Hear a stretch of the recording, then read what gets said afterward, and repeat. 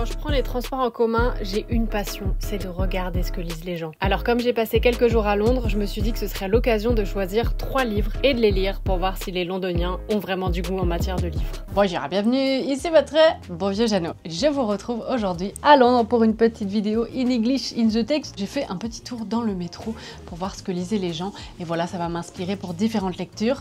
Je vais en choisir 3. Là, j'ai fait un premier tour dans le métro, les gens ils lisaient des trucs très sérieux, genre Hannah Arendt et tout, je sais pas si c'est le mood. Par contre, quelqu'un lisait Orgueil et préjugés de Jane Austen, que j'ai lu il y a fort longtemps quand j'étais en fac d'anglais et je me suis dit pourquoi pas le relire cette fois pour le plaisir. Je me souviens que ça m'avait pas fait grave délirer, que je détestais Darcy, je le trouvais bête alors que je sais que c'est le crush de beaucoup de personnes. Donc je suis curieuse de retenter. Et sinon j'ai fait un peu de shopping, je vous montrerai, mais j'ai notamment acheté ce petit sac en hommage aux Beatles. Bon, j'ai acheté plein de trucs sympas. J'ai acheté des petites graines, il y a de la lavande et d'autres petites choses aromatiques. Hop là, regardez comme c'est mignon. Et par rapport à Jane Austen, il y a des petites fleurs à faire pousser, voilà, quand j'aurai déménagé, que je serai dans mon futur chez moi. C'est un gros projet. Niveau livre, j'ai acheté en occasion, tout était en occasion. J'ai acheté un livre de Ocean Wong, On Earth We're Briefly Gorgeous. J'ai galéré à le dire, j'en ai entendu beaucoup de bien. Et un livre de Toni Morrison, Jazz, dont j'avais jamais entendu parler avant. Donc voilà, ça va être l'occasion. Me revoilà, ça y est, j'ai un petit peu avancé. J'ai lu Orgueil et préjugés, que j'ai beaucoup aimé. Je l'avais déjà lu, donc c'était assez simple de se remettre dedans. Sympa, mais je continue de penser que Darcy, c'est un gros con. Juste, si tout le monde pouvait communiquer, les choses iraient beaucoup plus vite. En fait, si c'était parlé de base, il n'y aurait pas de livre. Je me souvenais plus que les autres sœurs étaient aussi cool, qu'il y avait autant de place pour elles aussi, donc ça j'ai beaucoup aimé. Et j'ai commencé à l'instant le deuxième livre de ma liste, c'est Birding de Rose Rouen. J'ai vu quelqu'un le lire et est-ce que je me suis dit oui, moi aussi je veux lire un livre avec une belle couverture? Peut-être. Pour vous la faire rapide, je vais lire le résumé très clairement. Dans les années 90, Lilia faisait partie d'un duo de musique pop pour ados. Excellent. Leur image était sexy, edgy, girly, mais tout ça était très contrôlé. La réalité était différente. Maintenant, 30 ans plus tard, avec les révélations MeToo sur leur réalité, quotidienne, un ex amoureux refait surface avec des excuses et il demande à être pardonné, ce qui fait que Lydia va être sous le choc un peu des émotions avec des souvenirs, voilà, des souvenirs qui veulent pas la laisser tranquille. Ça n'a pas l'air peut-être la lecture la plus fun. Oh, l'autrice elle est extrêmement stylée, regardez. C'est quoi ce swag, madame? Donc ça, c'est la deuxième lecture et je vous partagerai la troisième bientôt. J'attends un tout petit peu. Soirée tranquille, soirée lecture. Et bien, je vous retrouve, ma team Jeannot, maintenant que j'ai un petit peu avancé dans mes lectures de précisément. J'ai lu une 50aine de pages. Alors, c'est pas mal, mais j'ai pas tout compris. En mode, il y a deux perspectives, c'est un petit peu chelou. Il y en a une, j'ai compris, l'autre, j'ai pas compris. Et sinon, j'ai commencé Frankie de Graham Norton. Et écoutez, c'est très mignon, c'est l'histoire de Frankie. Elle est irlandaise, on la suit tout au long de sa vie. Là, elle a 80 ans au début du livre et elle vient de se faire mal à une jambe. Elle a fait une chute et du coup, elle a besoin d'un jeune homme qui s'appelle Damien qui va pouvoir s'occuper d'elle. Et c'est très mignon, c'est très chouchou. On la suit, là j'ai lu quoi, une centaine de pages. On la suit quand elle est jeune, le moment où elle se marie, où ça se passe mal, etc. Donc très très sympa. Et sinon, pour vous reparler un petit peu d'Orgueil et préjugés, parce que je suis allée très vite comme si tout le monde l'avait lu alors que pas du tout. En gros, on va suivre une famille, la famille Bennett. Et en gros, le père, il se dit, surtout la maman, elle se dit, ce serait bien de pouvoir les marier nos gamines. Et il y a un jeune homme qui va arriver, qui s'appelle Monsieur Darcy. Et la maman, elle voit que c'est un jeune homme qui a plutôt de l'argent, donc elle se dit, c'est parfait, je vais pouvoir caser une de mes filles. Il tombe éperdument amoureux de Lizzie, Elisabeth, mais il va pas le dire. Du coup, il y a un peu ce quiproquo chelou où on se dit, mais est-ce qu'ils s'aiment, est-ce qu'ils se détestent? On ne sait pas. Et à côté de ça, il y a un jeune homme, un homme un peu plus âgé, qui va faire sa déclaration à Elisabeth et qui va vouloir l'épouser et elle va refuser. Il va donc faire sa demande à une des amies d'Elisabeth qui dit cette fameuse phrase de « j'ai 27 ans, je sais pas ce que je vais faire de ma vie, je suis un boulet pour mes parents, j'ai pas trop le choix ». Et finalement, tout est bien qui finit bien. Monsieur Darcy et Elisabeth Bennet vont pouvoir vivre ensemble éperdument amoureux et heureux. Donc ouais, très très bonne lecture. Et sinon, j'ai plusieurs autres livres que j'ai trouvés en librairie. Ils sont beaux, ça respire l'été. J'ai essayé de lire une ou deux pages de celui-ci sans plus.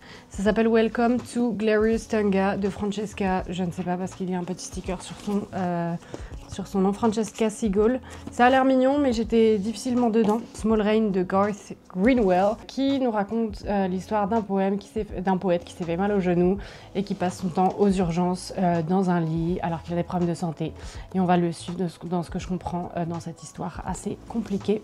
Et celui-ci, il s'appelle Evenings and Weekends de Oisin McKenna.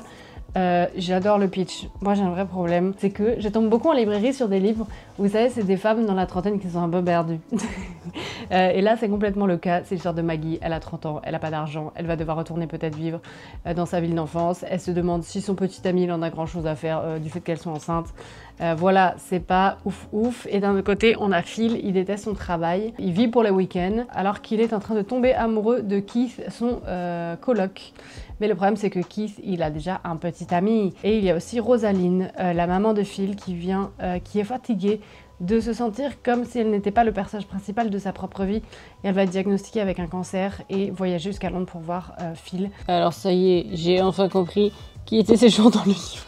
En fait, on a d'un côté Lydia, comme je vous disais, qui fait partie d'un girls band, et de l'autre, en fait, Joyce, c'est l'autre fille qui va faire partie de ce fameux duo. Elle n'a pas l'habitude de sortir de la maison. Sa maman, elle s'appelle Betty. Elle est un peu relou, elle est tout le temps sur elle. Elle porte les mêmes robes, les mêmes cheveux, le même maquillage. C'est un petit peu étrange. Il suffit qu'elle se comporte mal une fois et Betty, elle est en train de rentrer dans une spirale. Du coup, Joyce, elle fait tout pour ne pas décevoir sa maman, etc. Donc voilà, la couverture. Incroyable, ça me donne presque envie d'aimer le matcha. Bonsoir, j'y ressemble à un œuf. Non mais je suis contente, j'ai enfin compris pourquoi il y avait des gens que je comprenais pas d'où ils sortaient dans le livre. Donc là j'ai lu 50 pages, je vais m'y remettre. J'aimerais bien finir l'un des deux livres ce soir, mais c'est ambitieux, sachant que je suis en train d'écrire des articles pour un livre.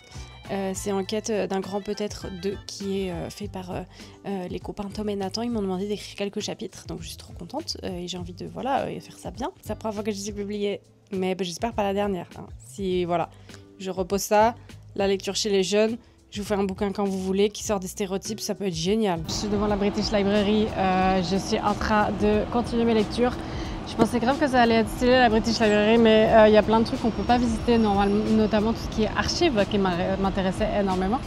Et après, je suis allée à la boutique et il y avait genre des fleurs trop belles faites en crochet. Parce qu'il faut savoir que je fais du crochet depuis à peu près 1 an, mais j'en ai pas fait beaucoup. Et je suis sur un projet de bob qui n'avance pas. J'adore les bobs et à chaque fois je vois des trucs et je me dis tranquille, je peux le faire et tout. Et là, je suis un peu arrivée au moment raisonnable où je suis en mode oui, tu peux. Mais ça va te prendre du temps, donc peut-être tu peux acheter. Et donc il y avait des fleurs, et genre une fleur, un tournesol, c'était 15 pounds, ce qui est honnête vu le temps que ça prend, mais le capital il suit pas. Donc à la place, je me suis posée pour lire des livres. J'ai continué Birding, qui est très très chouette, ça y est, je commence à accrocher. Au début j'avais un peu de mal. J'ai lu 150 pages en tout, donc une centaine depuis hier soir.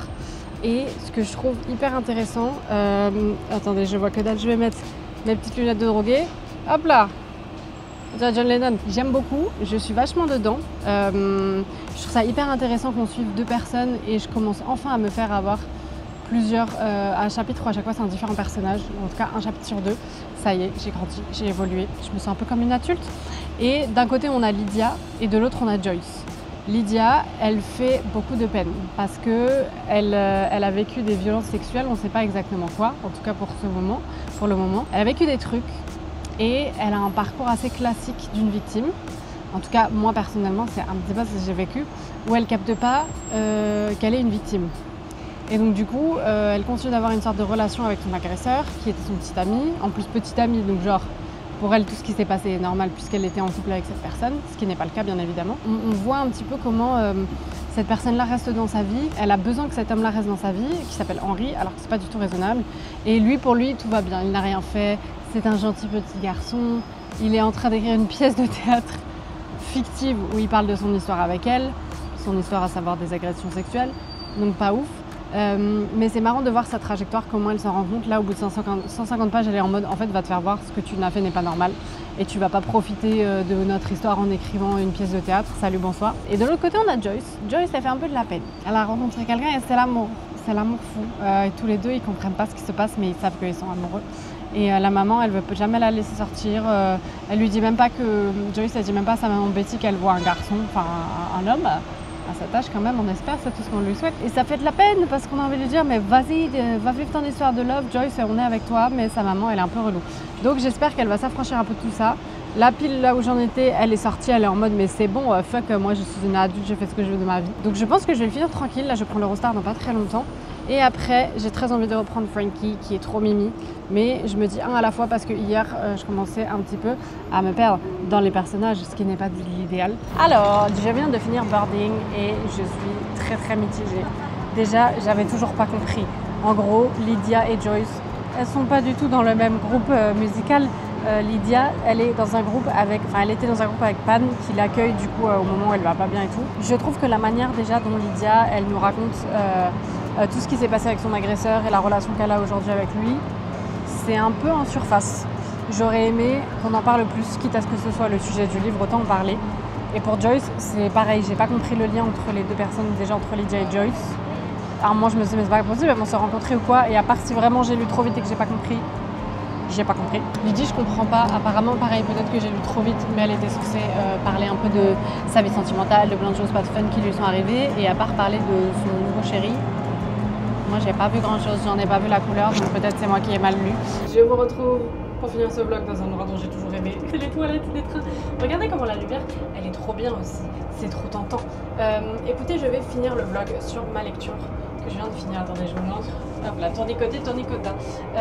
J'ai terminé Frankie de Graham Norton et j'ai pas compris. J'ai pas kiffé. J'en ai marre. J'ai un peu enchaîné la de lecture moyenne, je lui ai mis 2. Déjà, est-ce que je suis fatiguée ou je traduis mal? On ne disait pas. Je pensais que Frankie, elle voulait enfin aller sur scène. Non, elle veut juste être au centre de la scène, au centre de sa vie quelque part. Donc déjà, je me suis trompée, donc je m'attendais à ça. Pas du tout. Ensuite, on a l'impression qu'il se passe pas grand chose dans sa vie, genre elle devient pas du tout une meuf au centre de sa vie. Genre juste il y a un gars qui vient chez elle qui s'appelle Damien pour l'aider. Et elle s'est pété la jambe et juste elle a accepté de l'aide, ce qu'elle aurait pas fait avant, donc trop bizarre. Ça fait beaucoup de pages pour raconter ça. Les moments où on va dans le passé, c'est long, je comprenais pas tous les enchaînements. Donc un peu déçue. J'aurais bien aimé continuer, mais là je vais aller bosser un petit peu pour le livre dont je vais vous parler, avec les quelques articles. Et de toute manière, une fois que je serai rentrée, je vais surtout lire des livres pour l'Outsider. Voilà. Je vous mettrai juste ici un aparté de mes achats, ce que je vous l'avais promis. C'est le moment télé-shopping, je vous montre ce que j'ai acheté. Il y a pas mal de petites choses, voilà, je me suis fait plaisir, c'était les vacances. Déjà, j'ai acheté du café. Il y en a un de chez Harold's, ils sont en petit, oh là, sachet, c'est très pratique, j'aime bien pour les trimballer. J'arrive à les fermer. Et un de chez Fortnum & Mason, Coffee Blend de Queen's Blend, il s'appelle. J'ai trouvé la boîte extrêmement jolie. Attendez, je vous fais le focus. Yes, je l'ai en partie acheté pour la boîte. Ensuite, on passe au mug. Parce que si on boit du thé, du café, tout ça, il faut des mugs pour aller avec. Ah oui, j'ai acheté un autre thé aussi, classique, English Breakfast. Ça, j'adore. Ça, c'est un coup de cœur. J'avais quelques mugs chez moi, mais je suis en train de m'en débarrasser parce qu'il y en a qui sont associés à des souvenirs pas ouf et d'autres que je n'aime plus trop. Donc, j'ai une voisine avec qui on s'échange plein de trucs, c'est très pratique. Mais regardez, regardez cette petite beauté. Il y a une partie qui est refilée à des assos. L'autre tasse, c'est un peu mon obsession, je le sais. Je suis une très grande fan des Beatles. J'ai pris une tasse des Beatles. Je suis très contente. Ah bah j'ai encore oublié un truc de thé. Thé, qui s'appelle Clarity. Ce qu'on voit, oui, il vient de chez Harold's également. Du thé vert, de l'eucalyptus, de l'ashwagandha. Voilà, c'est des trucs pour se concentrer, de l'ananas. J'ai goûté, c'est vraiment sympa, ça me plaît bien. Et ensuite, j'ai acheté, alors ça c'est un cadeau donc on s'en fiche. J'ai acheté du miel chez Fortnum & Mason. J'en ai acheté 2, il y en a un, je sais plus où il est. Mais c'est du miel infusé, il y en a un à la vanille, un à la cannelle. Regardez, c'est trop beau, comme ça. J'ai vu plein de boutiques qui en faisaient du miel infusé. C'était la parenthèse shopping, à vous les studios. J'espère que ça vous a plu. Écoutez, en tout cas, c'est tout ce que j'avais pour vous aujourd'hui, ma team challenge. J'espère vraiment que cette vidéo vous aura plu. Si c'est le cas, n'hésitez pas à la liker, la partager et vous abonner si ce n'est pas déjà fait. Et pourquoi pas proposer à des jeunes de s'abonner dans la rue, je ne sais pas, hein. On ne sait pas où se trouvent les gens qui aiment la littérature. Peut-être que vous pouvez arrêter les gens dans le métro qui sont en train de lire. Voilà, l'objectif c'est 100 000 abonnés, j'y tiens. Chacun son truc. Et écoutez, moi je vous retrouve à très vite dans une prochaine vidéo. Allez, salut!